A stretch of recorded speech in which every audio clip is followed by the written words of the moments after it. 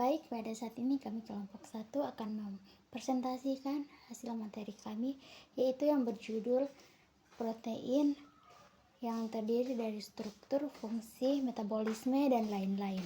Protein merupakan makromolekul fundamental dalam semua sistem kehidupan, berperan sebagai fondasi struktural sel, katasintetik, alat transportasi, dan regulator proses biologis. Pemahaman menyeluruh tentang struktur, fungsi, klasifikasi, dan metabolisme protein menjadi kunci untuk mengungkap mekanisme seluler, mendiagnosis penyakit, mengembangkan tetapi dan merancang pola nutrisi yang optimal. Struktur protein.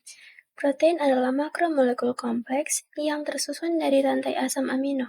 Strukturnya yaitu struktur primer. Yang pertama ada definisi. Urutan linear asam amino dalam rantai polipeptida. Yang kedua, ikatan. Ikatan peptida atau kovalen antara gugus karboksil 1 asam amino dengan gugus asam amino berikutnya. Contohnya, insulin 51 asam amino dan hemoglobin 574 asam amino. Ada juga struktur sekunder. Yang pertama definisi. Pola lipatan lokal rantai polipeptida yang distabilkan oleh ikatan hidrogen. C. Struktur tersier. Definisi lipatan 3 dimensi keseluruhan rantai polipeptida. Stabilisasi oleh interaksi hidrofobik, ikatan hidrogen, ikatan disulfida, interaksi ionik. Contoh, mioglobin, protein penyimpanan oksigen di otot. D. Struktur kuartener. Definisi asosiasi 2 atau lebih rantai polipeptida. Subunit menjadi protein fungsional. Contoh, hemoglobin 4 subunit, kolagen 3 rantai alfa helix. Fungsi protein. A. Fungsi struktural. Yang pertama, kolagen, komponen utama jaringan ikat, tulang, dan tendon. Yang kedua, keratin, protein rambut, kuku, dan bulu. Yang ketiga, elastin, memberikan elastisitas pada jaringan. B. Fungsi katalik. Yang pertama, amilase, mencerna karbohidrat. Yang kedua, DNA polimerase, mensintesis DNA. Yang ketiga, katalase, mengurangi hidrogen peroksida. C. Fungsi transport. Yang pertama, hemoglobin, mengangkut oksigen dalam darah. Yang kedua, serum albumin, mengangkut asam lemak. Yang ketiga, lipoprotein, mengangkut lipid. Bagian D, fungsi regulasi. Yang pertama hormon, insulin, mengatur kadar gula darah. Yang kedua faktor transkripsi, mengatur ekspresi gen. Yang bagian E, fungsi protektif dan imun. Yang pertama ada antibodi, melawan patogen. Yang kedua fibrinogen, pembekuan darah. Bagian F, fungsi dan kontraktil. Yang pertama aktin dan meiosis, kontraksi otot. Bagian yang kedua dinein dan kinesin, transport intraseluler. Bagian G, fungsi penyimpanan. Protein menyimpan zat besi. Yang kedua kasein, protein utama dalam susu. 3. Klasifikasi protein. Bagian pertama atau A berdasarkan komposisi. 1. Protein sederhana, hanya terdiri dari asam amino. Contoh, albumin dan globulin. Yang kedua, protein konsugasi, terdiri dari asam amino plus gugus non-min protein atau prostetik, terbagi menjadi 5, yaitu yang pertama glikoprotein, protein plus karbohidrat. Contoh, mukulus. Yang kedua, lipoprotein, protein plus lipid. Contoh, ALD dan LDL. HDL yaitu high density lipoprotein, yaitu dikenal sebagai kolesterol baik. Sedangkan yang LDL yaitu of yaitu low density lipoprotein, yaitu dikenal sebagai kolesterol jahat. Yang ketiga, nukleoprotein, protein plus asam nukleat, contoh ribosom. Yang keempat,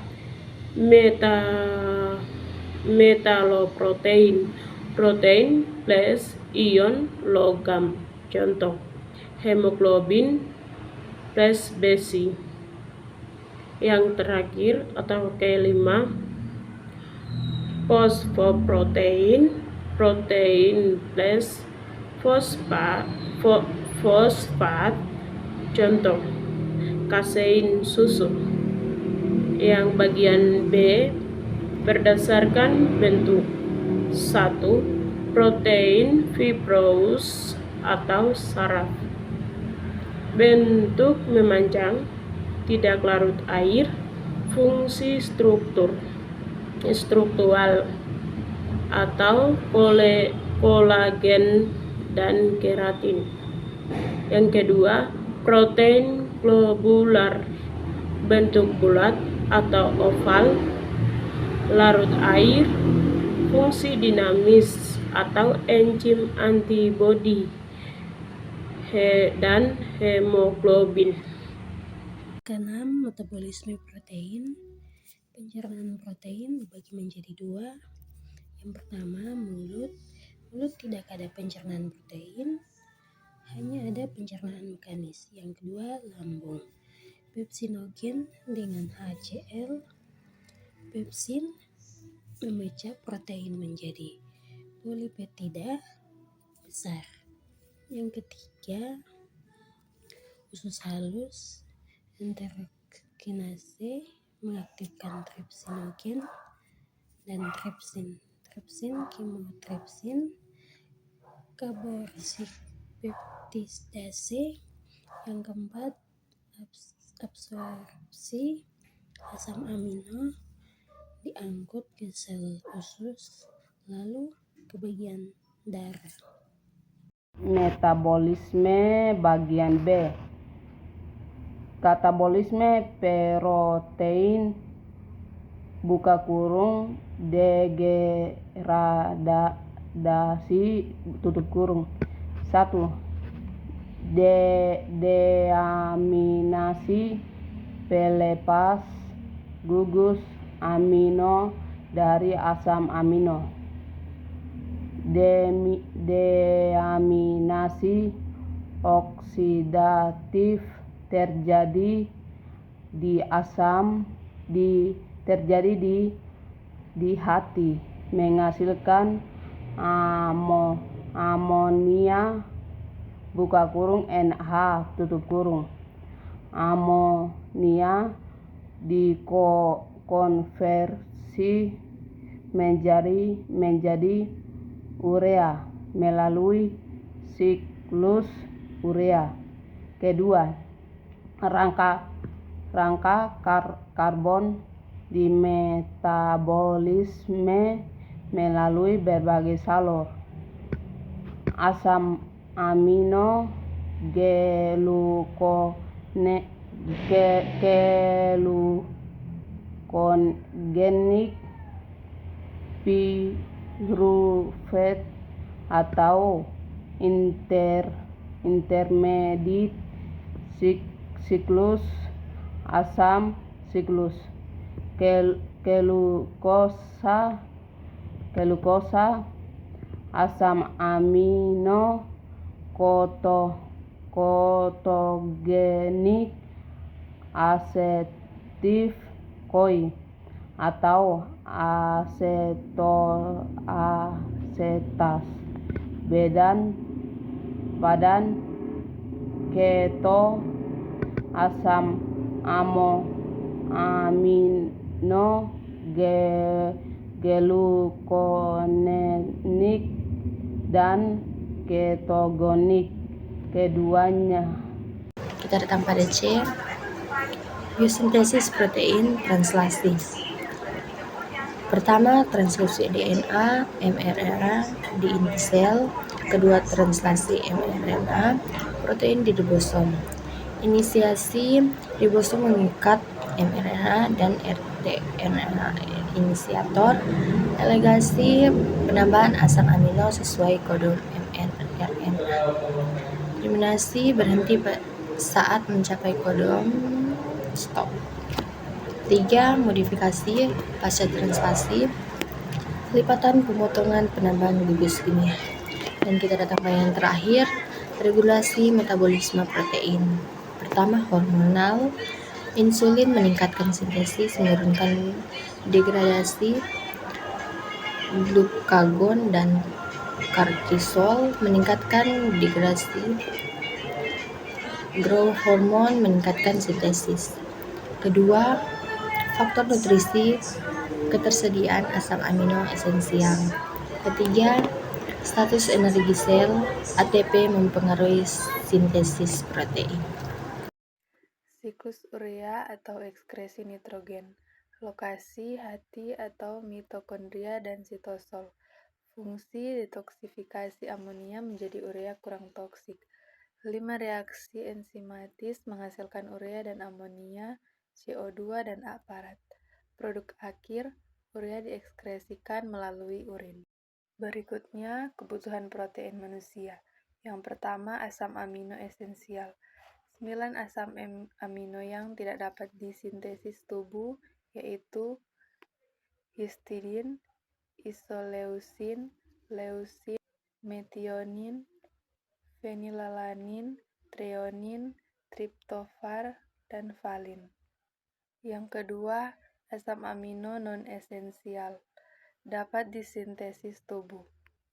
Dan yang ketiga, kualitas protein, lengkap, semua asam amino esensial versus tidak lengkap.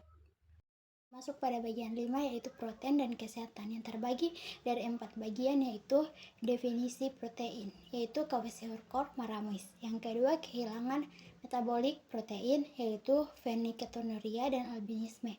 Yang ketiga, penyakit terkait protein, yaitu Alzheimer, Parkinson, dan penyakit prion. Yang keempat, denaturasi protein, yaitu perubahan struktur oleh panas, pH ekstrim, zat kimia yang menyebabkan kehilangan fungsi. Protein merupakan molekul yang penting yang terlibat dalam hampir semua proses biologis, dari struktur sel sehingga regulasi metabolisme. Pemahaman komprehensif tentang protein sangat penting dalam bidang biologi, kedokteran, dan nutrisi.